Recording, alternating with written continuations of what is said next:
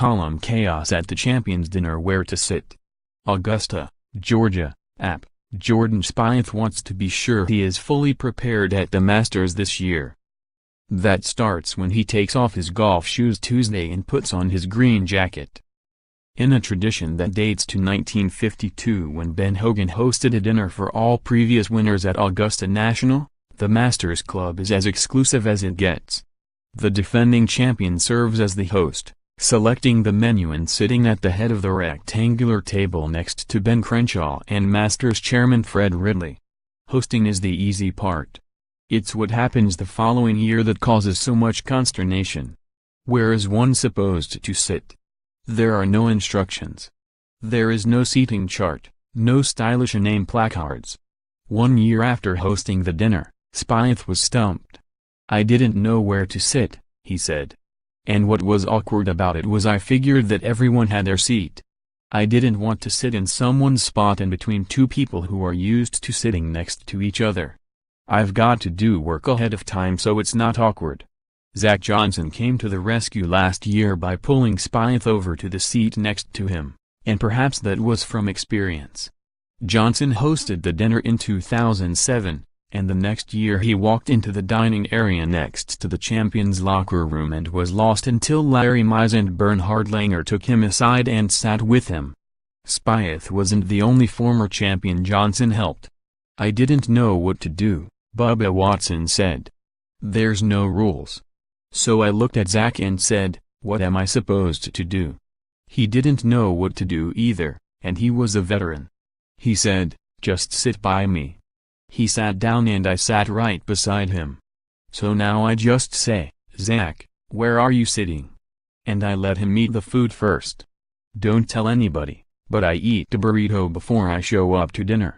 Just to make sure.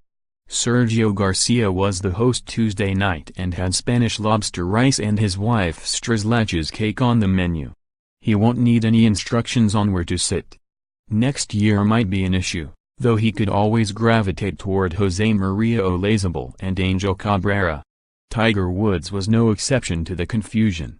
His first time at the Masters Club dinner when he wasn't the host was in 1999, the year his friend Mark O'Meara was the defending champion.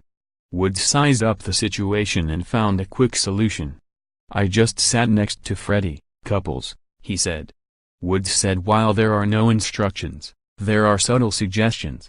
And certain people sit in certain parts of the room, and that's the way it's been since the 60s and before that, he said. "I have my spot." Woods said he is in an area with Jack Nicklaus, O'Meara, Couples and Raymond Floyd. 1 year he was next to Nicklaus and Arnold Palmer, a trio that accounted for 14 green jackets among them. Phil Mickelson apparently likes to move around. And he likes to talk. O'Meara recalled 1 year when Mickelson sat across from them and was throwing barbs at Woods, who was sending them right back at lefty. Palmer was sitting near Woods, though his hearing wasn't great. "Phil is talking about the greens and Arnold says, 'Who is that talking loud at the end of the table?' We told him it was Phil. He said, 'Tell him to shut up.'"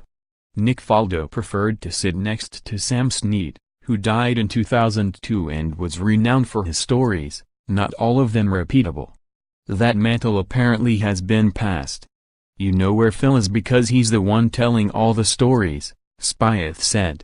There is room for sentiment, especially in the final years of Palmer, who died in September 2016. Woods said as difficult as it was to go to the dinner last year when he wasn't playing in Masters, it was even tougher the year before when he and Nicklaus had to help the king to his seat. Spieth was the host that year. "Guys were telling stories with him there and he was tearing up," Spieth said. And then after he had passed, and it was back to more Arnold stories. There is a simplicity to the Masters Club. Only the champions are invited, no family, the exception being the chairman, who is an honorary guest. The menu has ranged from leg of lamb, Ian Woosnam, to Yorkshire pudding, Danny Willett, to fish and chips, Faldo, to cheeseburgers and milkshakes, Woods in 1998.